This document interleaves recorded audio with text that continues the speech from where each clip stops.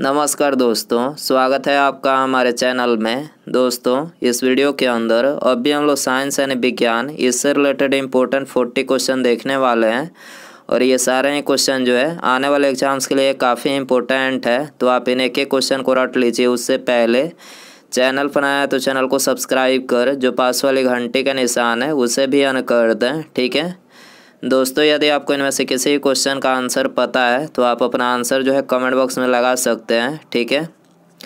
तो देखिए यहाँ पर हमारा पहला क्वेश्चन है, निम्नलिखित में से वह व्यक्ति कौन है जिसने डीएनए का सबसे पहला पात्र विश्लेषण किया था।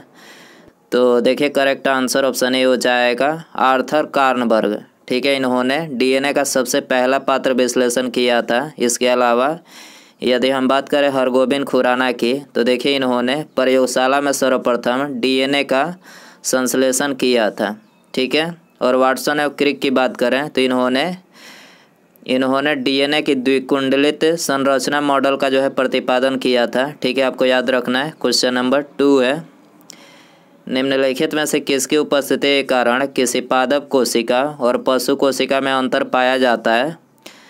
तो देखिए करेक्ट आंसर ऑप्शन बी हो जाएगा कोशिका भित्ति के उपस्थिति के कारण से जो है किसी पादप कोशिका और पशु कोशिका में अंतर पाया जाता है, ठीक है। क्वेश्चन नंबर 3 है, यूकैरियोटिक सेल में प्लाज्मा झिल्ली किसकी बनी होती है। तो देखिए ये बनी होती है फास्फोलिपिड की, ठीक है। आपको याद रखना है यूकैरियोटिक सेल में प्लाज्मा झिल्ली किसकी बनी होती है, तो ये फास्फोलिपिड की बनी होती है। आंसर हो जाएगा ऑप्शन ए। क्वेश्चन नंबर 4 है, निम्नलिखित में से वह कौन सा पदार्थ है जिसका उपयोग खाद्य परिरक्षी के रूप में किया जाता है। तो देखिए करेक्ट आंसर ऑप्शन ए हो जाएगा, ये है सोडियम बेंजोएट, ठीक है। सोडियम बेंजोएट जिसका उपयोग खाद्य परिरक्षी के रूप में किया जाता है।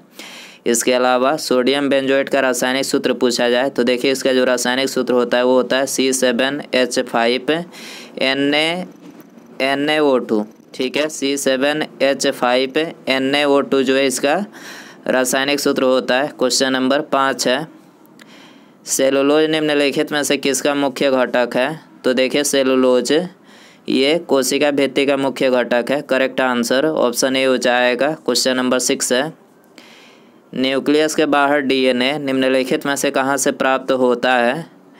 तो देखिए न्यूक्लियस के बाहर डीएनए जो है ये माइटोकॉन्ड्रिया से प्राप्त होता है। करेक्ट आंसर ऑप्शन बी हो जाएगा।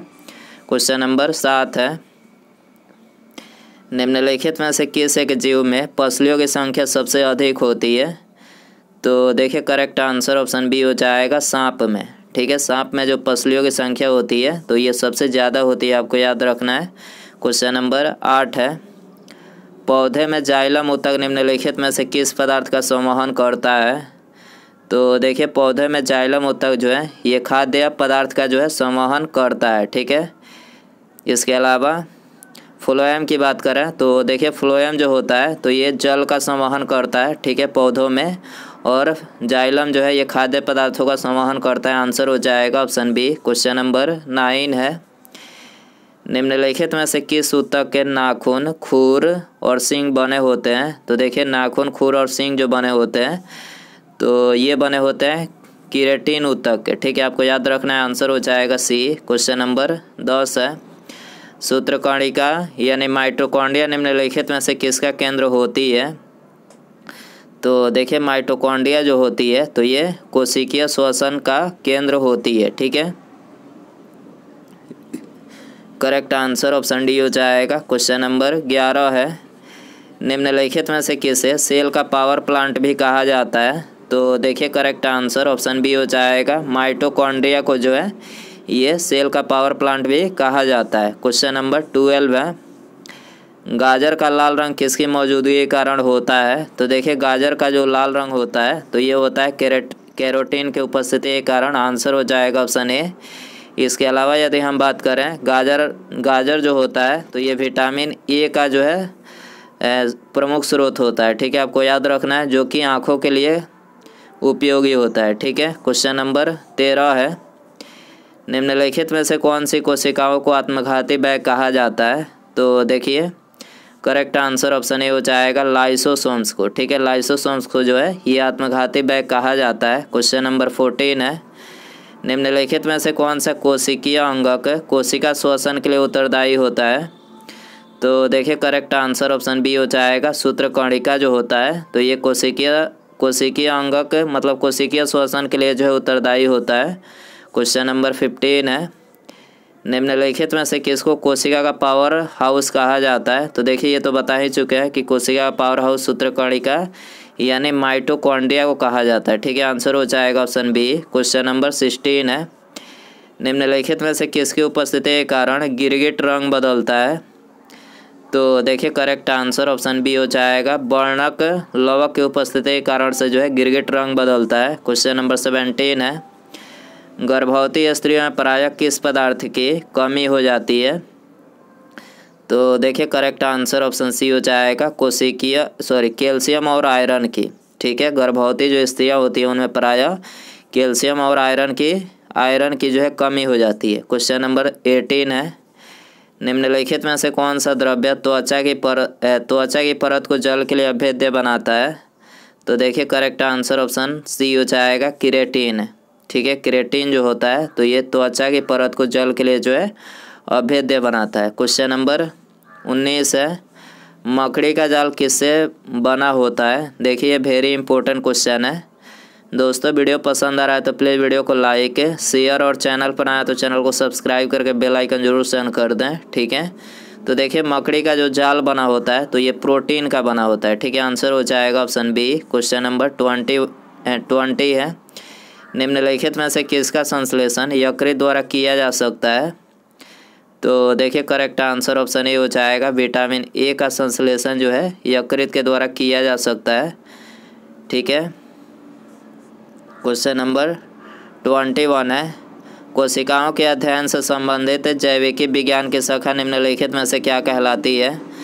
तो देखिए ये कहलाती है साइटोलॉजी। ठीक है, कोशिकाओं के अध्ययन से संबंधित जैविकी विज्ञान की शाखा क्या कहलाती है? साइटोलॉजी कहलाती है। आंसर हो जाएगा ऑप्शन ए। इसके अलावा यदि हम बात करें हिस्टोलॉजी की तो देखिए हिस्टोलॉजी जो है ये ऊतकों से संबंधित विज्ञान की शाखा को क्या बोला जाता है? हिस्टोलॉजी। ठीक है, फाइकोलॉजी किसको बोला जाता है? तो देखिए फाइकोलॉजी जो है ये शैवालों के अध्ययन को बोला जाता है, आपको याद रखना है। क्वेश्चन नंबर 22 है, बिच्छू का विष निम्नलिखित में से कहाँ पर होता है? तो बिच्छू का विष डंक में होता है। आंसर हो जाएगा ऑप्शन डी। क्वेश्चन नंबर 23 है, मानव शरीर में सबसे लंबी कोशिका कौन सी है? सबसे लंबी कोशिका है तंत्रिका कोशिका। करेक्ट आंसर ये हो जाएगा। क्वेश्चन नंबर 24 है, छीली हुई सब्जियों को धोने पर कौन सा विटामिन नष्ट हो जाता है? देखिए ये भी क्वेश्चन जो है वेरी इंपॉर्टेंट क्वेश्चन है, तो विटामिन सी नष्ट हो जाता है। ठीक है, छीली हुई सब्जियों को धोने से क्या होता है? विटामिन सी नष्ट हो जाता है। आंसर हो जाएगा बी। इसीलिए बिना छिले हुई सब्जी को पहले धो लेना चाहिए, उसके बाद जो है उसको कटिंग करना चाहिए। ठीक है, आपको याद रखना है, इससे विटामिन सी की जो है मतलब नष्ट नहीं होता है। क्वेश्चन नंबर 25 है, ईसीजी निम्नलिखित में से किसकी गतिविधियों को दर्शाता है? तो देखिए ईसीजी ये हृदय गतिविधियों को दर्शाता है। आंसर हो जाएगा ऑप्शन बी। इसके अलावा ईईजी की बात करें तो देखिए ईईजी जो होता है तो ये मस्तिष्क की गतिविधियों को दर्शाता है, आपको याद रखना है। क्वेश्चन नंबर 26 है, कार्बोहाइड्रेट के अलावा हमारे आहार में ऊर्जा का एक प्रमुख स्रोत निम्नलिखित में से कौन सा है? तो कार्बोहाइड्रेट के अलावा हमारे आहार में ऊर्जा का जो प्रमुख स्रोत है वो है वसा। ठीक है, आंसर हो जाएगा ऑप्शन बी। क्वेश्चन नंबर 27 है, मानव रक्त प्लाज्मा में प्रायः पानी की प्रतिशत मात्रा में कितनी भिन्नता होती है? तो पानी की प्रतिशत मात्रा में जो भिन्न 91 से 92% की होती है। आंसर हो जाएगा ऑप्शन डी। क्वेश्चन नंबर 28 है, रक्तदाब का नियंत्रण निम्नलिखित में से कौन करता है? तो देखिए करेक्ट आंसर ऑप्शन ए हो जाएगा अधिवृक्क यानी एंट्रीनल जो ग्रंथि होती है तो ये रक्तदाब का नियंत्रण करता है। ठीक है, क्वेश्चन नंबर 29 है, पाचन क्रिया में प्रोटीन निम्नलिखित में से किस पदार्थ में बदल जाते हैं? तो देखिए पाचन क्रिया में जो प्रोटीन होते हैं तो ये अमीनो अम्ल में बदल जाते हैं। इसके अलावा यदि हम बात करें प्रोटीन बनाने के लिए कितने अमीनो अम्ल की आवश्यकता होती है? 20 अमीनो अम्ल की आवश्यकता होती है, आपको याद रखना है। आंसर हो जाएगा सी। क्वेश्चन नंबर 30 है, निम्नलिखित में से कौन सी शर्करा तत्काल ऊर्जा प्रदान करती है? तो देखिए करेक्ट आंसर ऑप्शन डी हो जाएगा ग्लूकोज। ठीक है। ग्लूकोज जो होता है ये तत्काल ऊर्जा प्रदान करती है। क्वेश्चन नंबर 31 है, आनुवांशिक सूचनाओं का मास्टर कॉपी किसे कहा जाता है? तो देखिए मास्टर कॉपी जो बोला जाता है तो ये बोला जाता है डीएनए को, ठीक है। आंसर हो जाएगा डी। क्वेश्चन नंबर 32 है, सबसे बड़ा एक कोशिकीय जीव निम्नलिखित में से कौन सा है? वेरी इंपॉर्टेंट क्वेश्चन है। सबसे बड़ा एक कोशिकीय जीव कौन सा है? अमीबा है, ठीक है। आंसर हो जाएगा ऑप्शन डी। क्वेश्चन नंबर 33 है, सबसे छोटा पक्षी कौन सा है? सबसे छोटा जो पक्षी है वो है गुंजन पक्षी, ठीक है। आपको याद रखना है गुंजन जो पक्षी है सबसे छोटा पक्षी है। आंसर हो जाएगा सी। इसके अलावा यदि हम बात करें सबसे बड़ा पक्षी कौन सा है तो शुतुरमुर्ग, जो कि विलुप्त हो चुके हैं। शुतुरमुर्ग जो होते थे पहले सबसे बड़े पक्षी होते थे, लेकिन अभी जो है इनकी संख्या मतलब विलुप्त ही हो गए हैं।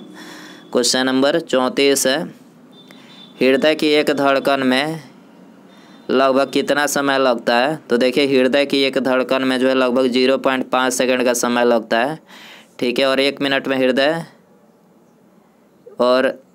0.8 सेकंड लगता है, ठीक है। हृदय की एक धड़कन में लगभग कितना समय लगता है? तो 0.8 सेकंड। आपको याद रखना है 0.8 सेकंड लगता है। और 1 मिनट में हृदय 70 से 72 बार धड़कता है, आप सभी को पता ही होगा। तो आंसर हो जाएगा ऑप्शन बी। और मनुष्य 1 मिनट में कितनी बार सांस लेता है ये क्वेश्चन पूछा जाए तो 16 से 18 बार। आपको याद रखना है 16 से 18 बार मनुष्य 1 मिनट में सांस लेता है। और 1 सेकंड में 0 मतलब एक धड़कन धड़कने के लिए जो है 0.8 सेकंड लगता है। और 1 मिनट में 70 से 72 बार। 35 है, मानव शरीर में रक्त की अपर्याप्त आपूर्ति को निम्नलिखित में से क्या कहा जाता है? तो देखिए इसको बोला जाता है इस्कीमिया, ठीक है। मानव शरीर में रक्त की अपर्याप्त आपूर्ति को क्या इस्कीमिया बोला जाता है? आंसर हो जाएगा ये। क्वेश्चन नंबर 36 है, मानव रुधिर में कोलेस्ट्रॉल का सामान्य स्तर कितना होता है?